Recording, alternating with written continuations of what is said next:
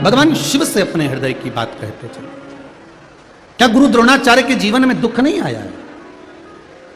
ये तकलीफ, ये कष्ट, परेशानियां, दुख जो मृत्यु लोक में जन्मा है उसको आना ही है। बहुत ध्यान लगाइएगा इस बात के लिए। कहीं किसी ढोंग में और किसी प्रपंच में या कहीं इधर उधर के चक्कर में मत पड़ जाना कि कोई तुम्हारा दुख मिटा देगा। तुम्हारा दुख मिटाने वाला कोई दूसरा नहीं होगा। तुम्हारे कर्म का भोग तुम्हें भोगना है, इसलिए तुम्हारा दुख भगवान के भजन से तुम मिटा सकते हो। किसी में सामर्थ्यता नहीं है कि कोई ऐसा चमत्कार कर दे या कोई ऐसी भभूति दे दे जिससे तुम्हारा दुख मिट जाए। बहुत कठिन है महाराज, किसी के चक्कर में मत आना। अपने कर्म का भोग अपने को भोगना पड़ेगा। कल कथा में कहा था अपने को स्वयं छींकना पड़ेगा। तुम्हारी छींक पड़ोसन्नी छींकेगी, तुम्हारी खांसी पड़ोसन्नी खांसेगी, तुम्हारे बत्तल का भोजन पड़ोसी नहीं करेगा। कोई तुमसे कह दे कि मैं तेरा दुख मिटा दूंगा, मेरे पास आ जा, मेरे पास ऐसी बूटी है, ऐसा विद्या है, मैं ये कर दूंगा, उससे कहना महाराज पहले तुम्हारा दुख मिटा लो फिर हमारा मिटा लेना। तुम ही इतने दुखी हो तो हम क्या वर्णन करें महाराज। तुम रहने दो, तुम्हारा दुख तुम मिटाओ, हमारा दुख हम मिटा लेंगे। जो ललाट में लिखा, कल कथा में कहा था, भाग्य लिखने वाला देव होता है और बदलने वाला महादेव होता है। उसके द्वार जाते रहो, उसकी चौखट पर जाते रहो, उसके चरण पकड़ते रहो। जब उसके चरण पकड़ते रहोगे तो कुछ ना कुछ देगा जरूर। तो कई लोग कहते हैं चरण पकड़ने से मिलता है क्या? हमने कहा प्रैक्टिकल करके देख ले। तेरे घर में सास है, हाँ, क्या करना है? कुछ मत कर, रोज रात्रि के समय जाए कर, उसके चरण दबाए कर। उसने कहा उससे क्या होगा? हमने कहा गारंटी है 20 दिन के अंदर तेरे हाथ में सास की अंगूठी होगी। तू बस चरण मत छोड़ना, कुछ मत मांगना, बस दबाना। क्रीम को जैसे दबाते हैं तो भभक के बाहर आता है। 1 महीने में सास मुंह से कह देगी मेरे पास 3 अंगूठी पड़ी है, मेरे बहुत दिन से मन से सोच रही थी तुझे दूंगी, पर तू कभी मेरे कमरा में आती ही नहीं थी। आज तू मेरे कमरे में आई तो मेरा मन करा, 1 महीने से देख रही तू कितनी सुधर गई, ये ले। माता पिता के चरण पकड़ लो, इतने खुश हो जाते हैं कि उनकी खुद की प्रॉपर्टी तुमको मिल जाती है। तो क्या शिव के चरण पकड़ने से कुछ मिलेगा नहीं क्या? पर हम ना जाने कहां का ढोंग और प्रपंच में फंसे हुए हैं। वहां जाएंगे ऐसा हो जाएगा, वहां जाएंगे ऐसा हो जाएगा। कुछ नहीं होने वाला। महादेव के पास जाओ, ठाकुर जी के पास जाओ, राम के पास जाओ, कृष्ण के पास जाओ और वेद और पुराण के पास जाओ, मिल जाएगा। उसके चरणों में बैठोगे तो मिलेगा। कहीं कुछ नहीं मिलने वाला, कहीं कुछ नहीं। दुख आएगा, आपको मिटाना है, आपको झेलना।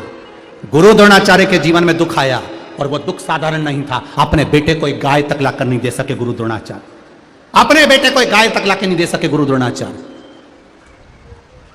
आंख से आंसू बह रहा था। भगवान कृष्ण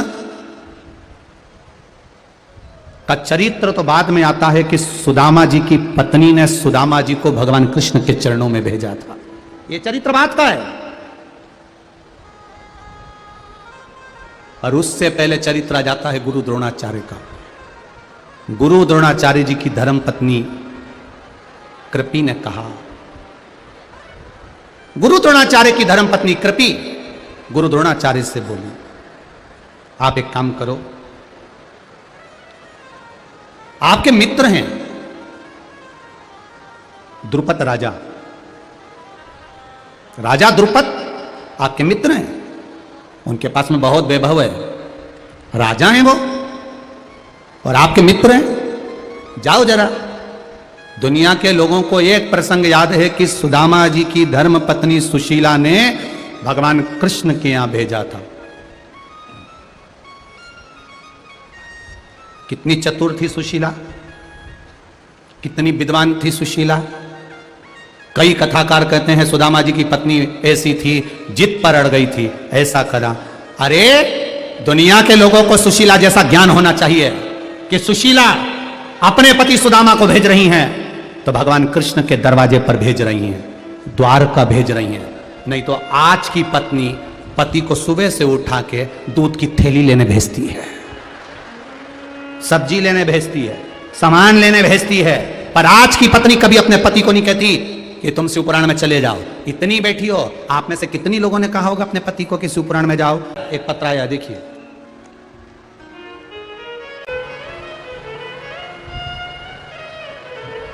मैं तोशिता राहुल राठौर, कालाबाग, कालाबाग ये है, हाँ ठीक है, बुरहानपुर से हूं। कहीं बैठी हो तो हाथ हिलाइएगा, कहीं बैठी हो तो हाथ हिलाइएगा। बुरहानपुर से हूं गुरुदेव। शादी के साल बीत गए, संतान का सुख नहीं प्राप्त हुआ। समय हो गया, कई वर्ष जाते रहे, पर संतान का सुख नहीं मिला। गुरुदेव, मेरी ननंद ने मुझे पशुपतिनाथ के व्रत के बारे में बताया और एक वीडियो आपका व्हाट्सएप पर भेज दिया। वो वीडियो पशुपति व्रत का मैंने सुना और व्रत धारण किया। आई है क्या? तो व्रत जब धारण किया, अच्छा पीछे हो, ठीक है। व्रत जब धारण किया, बाबा से विनती करी कि मेरे घर में संतान नहीं, आप संतान का सुख दीजिए। पहला पशुपति व्रत करा और बाबा की कृपा से व्रत करने के 4 दिन बाद मेरा गर्भ ठहर गया और बाबा की कृपा से मेरे यहाँ पुत्र रत्न की प्राप्ति हुई है। शिव तत्व, उस बेटे का फोटो भी उन्होंने लगाया। हर हर। सारे पत्र यही है बाबू, जिसको पढ़ना हो बड़े आराम से पढ़ना, क्योंकि इतने पत्र हम भी नहीं पढ़ पाते। पढ़ लो तो हमको भी बता देना। शिव तत्व है और घड़ी है। अब करो भजन उस महादेव का। किसी के चक्कर में नहीं पड़ना है, आपको महादेव का भजन करना है, आपको भक्ति करना है, आपको भजन करना है, आपको कीर्तन करना है। कहीं दूसरी जगह नहीं जाना है। हम कभी नहीं कहेंगे कि कहीं जाओ। आप तो अपने घर के पास में जो महादेव का मंदिर है, अपने घर के पास में जो शिवालय हो, अपने घर के पास में जो देवाधिदेव महादेव विराजमान हो, आप वहां जाओ, उससे कहो। कंकर में शंकर बसता है, दिल से कहोगे वो दिल से सुनेगा। रोज कथा में जब भजन होता है, भजन के बाद में अपन श्री शिवाय नमस्तुभ्यम बोलते हैं। क्यों बोलते हैं? क्यों बोलते हैं? इस श्री शिवाय नमस्तुभ्यम का भी लोगों ने बहुत विरोध करा। महाराज जी, ये मंत्र कहां से लिया है? गुरु जी कहां से लिया है?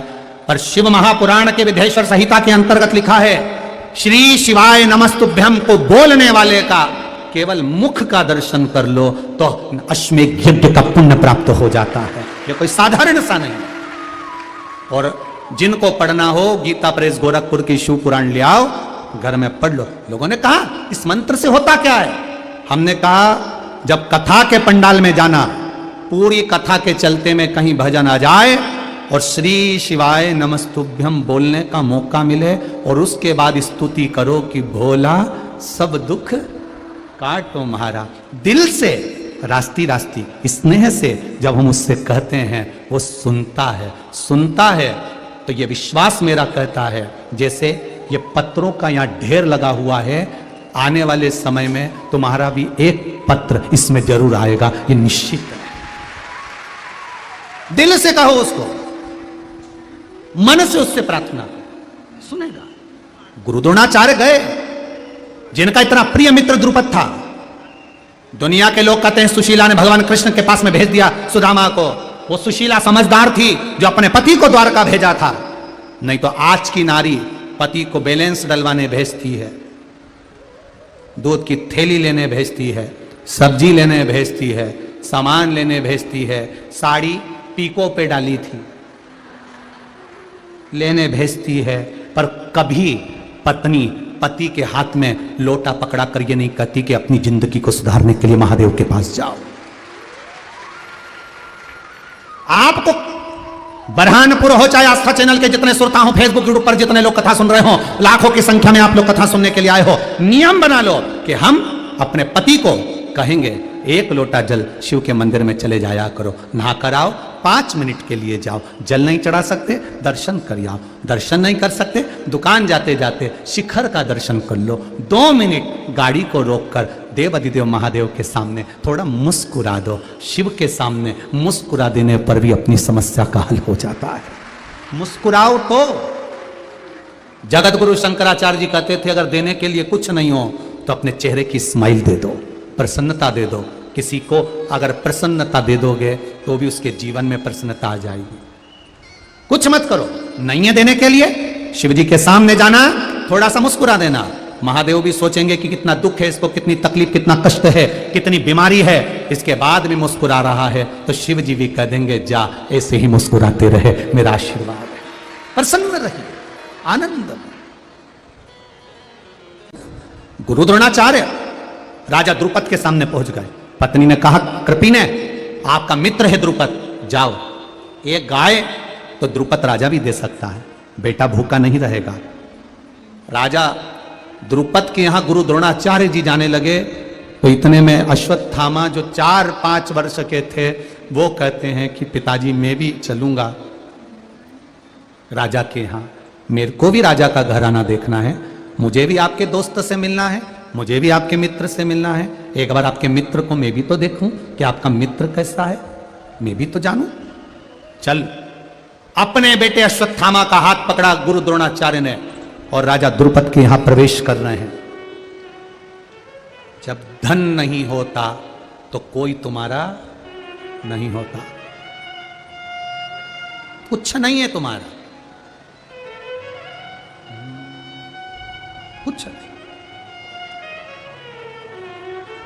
राजा द्रुपद के यहां गुरु द्रोणाचार्य अपने बेटे का हाथ पकड़ कर ले गए। मुझे आपका मित्र देखना है, मुझे आपका सखा देखना है। एक निवेदन आप सबसे,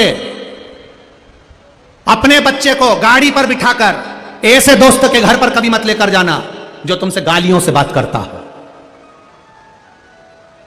अपने बेटे को गाड़ी पर बिठाकर ऐसे मित्र के या ऐसी दुकान पर लेकर मत जाना जो तुमसे गाली से व्यवहार करता हो। क्यों? उसका असर बच्चों पर क्या पड़ता है वो देख लीजिए। बच्चे पर पड़ा क्या उसका असर वो देखिए। दुनिया के लोग कहते हैं अश्वत्थामा क्रोध का इतना तीव्र क्यों था, उसको तीव्र बनाने वाला कोई दूसरा नहीं था, उसको तीव्र बनाने वाले ये संसार के लोग थे। आटे का दूध पिला देते थे, उसकी चोटी खींच देते थे, उसको धिक्कारते थे, उसको अपशब्द कहते थे, ताने देते थे। जब दुनिया की ठोकर लगती है, चलते चलते जब ठोकर लगती है, तो हमें दो चीजों का अंदाजा होता है कि चलने में अड़चन कितनी है, और दूसरा ये अंदाजा लगता है कि हमको संभालने वाले हाथ कितने हैं। ये देखा जाता है, ये देखा जाता है। चले, जो मित्र गाली से बात करता हो, जो मित्र गाली देता हो, उसके साथ में अपने बच्चे को लेकर उसके पास ना जाइएगा, उसके पास ना बैठिएगा। वो गाली से बात करेगा, आपके बच्चों पर व्यवहार गलत पड़ेगा, मना जाइए। महाराज शिव कथा कर, भगवान देवाधिदेव महादेव का गुणगान कर रहा है। द्रुपद राजा के यहां पर गुरु द्रोणाचार्य अश्वत्थामा का हाथ पकड़कर पहुंच गए। दरवाजे पर खड़े हुए द्वारपालों से कहा, जाकर कह दो द्रोणाचार्य आए हैं, द्रोणाचार्य आए हैं, गुरु द्रोणाचार्य आए, जाकर कहिए। उन्होंने ये नहीं कहा कि गुरु द्रोणाचार्य हैं, उन्होंने कहा जाकर कह दो द्रोणाचार्य आए। मित्र के यहां पर जाओ तो अपनी शान सत्ता दिखाने की जरूरत नहीं पड़ती कि आपका वैभव क्या है, आपकी सत्ता क्या है, आपका पद क्या है। राजा द्रुपद के यहां पर बोल दो जाकर द्रोणाचार्य हैं। द्रोणाचार्य जी, राजा द्रुपद ने कहा बुलाओ अंदर। अंदर बुलाया। राजा सिंहासन पर बैठे, राजा सिंहासन पर बैठे हैं और द्रोणाचार्य सामने खड़े हैं। यह मित्रता है। एक ब्राह्मण का सम्मान क्या होता है, यह मेरे भगवान कृष्ण से सीखना चाहिए। मेरे भगवान कृष्ण से सीखो कि ब्राह्मण का सम्मान क्या होता है। रुक्मणी जी ने पत्र लिखा, ब्राह्मण देवता को दिया, ब्राह्मण उस पत्र को लेकर पहुंच गए द्वारका। बोलो सुनी कि नहीं सुनी कथा? अरे बोलो तो जम के, सुनी ना? पत्र लेकर द्वारका गए, द्वारकाधीश के सामने सूचना मिली कि पत्र लेकर ब्राह्मण आया है। द्वारकाधीश के हाथ में पत्र दिया, द्वारकाधीश ने वो पत्र पढ़ा नहीं, अपने सिर से लगाया, सिर से लगाकर ब्राह्मण को दे दिया। ब्राह्मण से कहा अब आप पत्र पढ़िए। दाऊ दादा कह रहे हैं कि पत्र तो द्वारिकानाथ आपको पढ़ना चाहिए, दूसरे से पत्र क्यों पढ़वा रहे हो? द्वारिकाधीश कहते हैं जब ब्राह्मण आया था तब मैं सिंहासन पर बैठा था, ब्राह्मण का आदर नहीं कर पाया, इसलिए मेरे सिंहासन से बड़ा इसका सिंहासन होना चाहिए, मेरी गादी से बड़ी इसकी गादी होना चाहिए। जब यह पत्र पढ़ेगा, मेरा गुणगान करेगा, तो मेरी गादी से बड़ी इसकी गादी व्यासपीठ बन जाएगी, और व्यासपीठ के आगे सारी गादी छोटी। ब्राह्मण ने पत्र पढ़ा, ठाकुर जी प्रसन्न हो गए कि एक ब्राह्मण पत्र पढ़ रहा है, अब मेरे सिंहासन छोटा हो गया और ब्राह्मण पत्र पढ़ रहा है, तो भले वो आसन लगाकर पढ़े, जमीन पर बैठकर पढ़े, पर उसकी गादी बड़ी हो गई। और गादी बड़ी हो गई, ठाकुर जी प्रसन्न हो गए। तब ठाकुर जी ने कह दिया, रुक्मणी जी से कहो तो श्रृंगार करके जगदम्बा के मंदिर जा, मैं तुझे लेने आ जाऊंगा। भगवान ने ये नहीं कहा रुक्मणी जी से कह दो, भगवान कह रहे रुक्मणी जी से कहना तू श्रृंगार करके जगदम्बा के मंदिर पहुंच, मैं तुझे लेने आऊंगा। भगवान ने ये नहीं कहा कि तू तैयार होकर छत पे खड़ी मिलना। सुनी कथा, भगवान ने ये बोला कि तू तैयार होकर छत पे मिलना, ओटले पर मिलना, घर के बाहर मिलना, नहीं। भगवान ने कहा तू जगदम्बा के मंदिर पर मिलना, मैं तुझे लेने आऊंगा। भगवान कहते हैं जो परमात्मा के मंदिर तक जाता है, भगवान कहते हैं फिर उसके दरवाजे पर मैं खुद लेने के लिए पहुंच जाता हूं। ये सीख हमें श्रीमद् भागवत देती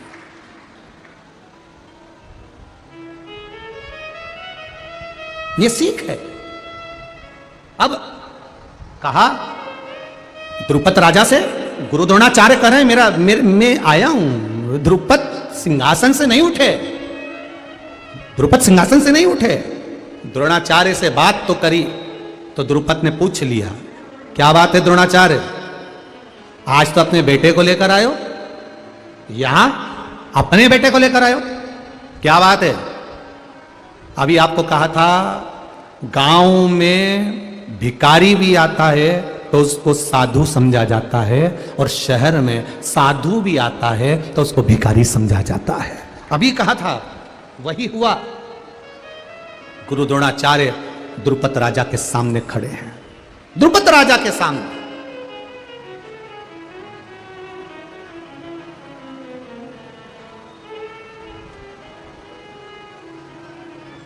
क्या चाहिए, क्या चाहिए आपको। गुरु द्रोणाचार्य ने कहा राजन, मांगना तो बहुत कुछ था, पर आपका व्यवहार बता रहा है कि मैं आपसे क्या मांगूं। आपका व्यवहार बता रहा है मैं आपसे क्या मांगूं।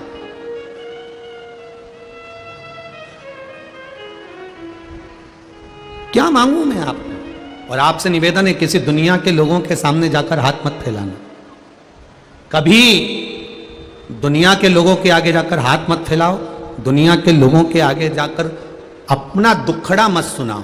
अगर सुनाना है अपने दुखड़े को, अपने दिल की बात, तो कभी किसी बेलपत्र का वृक्ष हो उसके नीचे 2 मिनट बैठ जाना और श्री शिवाय नमस्तुभ्यम या पंचाक्षर नमः शिवाय या षडाक्षर ओम नमः शिवाय को थोड़ी देर, ज्यादा नहीं बोलूंगा, 2 मिनट मौन होकर बैठना। बेलपत्री के वृक्ष की जड़ की ओर आपका मुख कर लेना, और 2 मिनट अगर दुख है जीवन में, तकलीफ है, तो बेलपत्री के वृक्ष के नीचे बैठकर अपने दिल की बात महादेव से, पार्वती से कह देना। अपने दिल की बात कहो।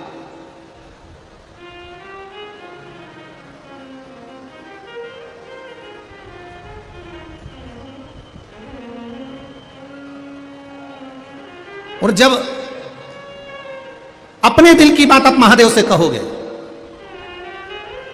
केवल बेलपत्री के वृक्ष के नीचे बैठकर, बेलपत्र के वृक्ष की छाया में बैठकर अपने हृदय की बात कहने का प्रयास करिएगा।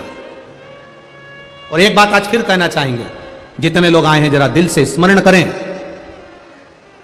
समस्या भारी है तो भी 1 लोटा जल आप बेलपत्री के वृक्ष के नीचे लेकर बैठे हैं, दिल से कह रहे हैं श्री शिवाय नमस्तुभ्यं, श्री शिवाय नमस्तुभ्यं, श्री शिवाय नमस्तुभ्यं, श्री शिवाय नमस्तुभ्यं, श्री शिवाय नमस्तुभ्यं।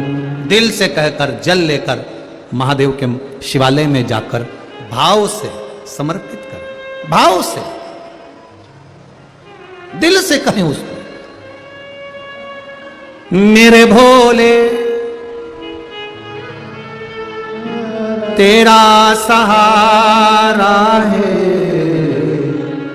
मेरी नैया का तू किनारा मेरे भोले तेरा सहारा है मेरी नैया का तू किनारा है। दिल से कहें उसको, दिल से। और जब आप दिल से प्रार्थना करोगे, मन से कहो, हृदय से कहो,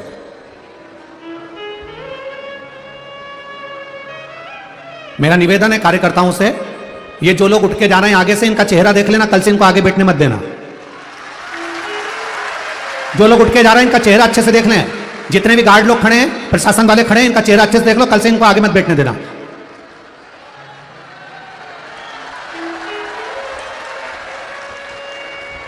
मेरे भोले तेरा सहारा है मेरी नैया का तू किनारा है।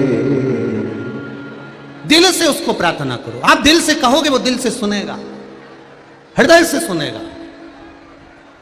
महाराज, आपकी करी गई प्रार्थना मेरा देव अधिदेव महादेव उसको सुनता है, स्वीकार करता है, हृदय से स्वीकार करता है। कभी ये जो बेलपत्र होती है ना, आप लोग समझना भाई हो, जितने लोग दिल से कथा सुनने आए हो वो दिल से सुनिएगा, समझिएगा। कभी हृदय चित्त में अगर आ जाए, चंदन हाथ में लेकर केवल इस भाग को पकड़कर भी अगर आप देवाधिदेव महादेव को बेलपत्र समर्पित कर रहे हो, तीन तिथियों का स्मरण करिए जरा, ठीक है। पहला शिवरात्रि, हर महीने आती है, प्रत्येक महीने शिवरात्रि आती है। दूसरा सोमवार की अष्टमी, हर महीने नहीं आती, साल में 3 या 4 आती है। और तीसरा प्रदोष, ये हर महीने आता है।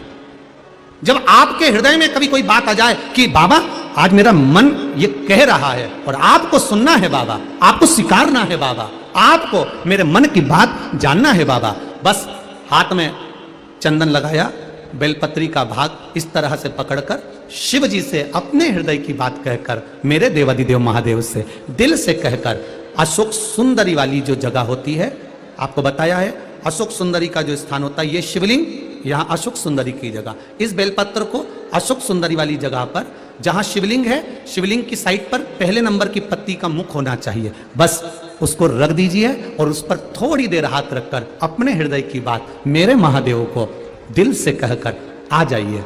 अगली सोमवार की अष्टमी या अगला प्रदोष या अगली शिवरात्रि जब आती है, मेरा महादेव आपकी मनोकामना का भाव पूर्ण करता है। ये शिव तत्व है, इसको औघड़ी कहते हैं, औघड़ी। वो हृदय चित्त को धारण करने वाला, आनंद को समाहित करने वाला शिव तत्व। द्रुपद राजा सिंहासन पर बैठा हुआ है, द्रोणाचार्य जी सामने खड़े हुए हैं। पत्र तो बहुत सारे हैं।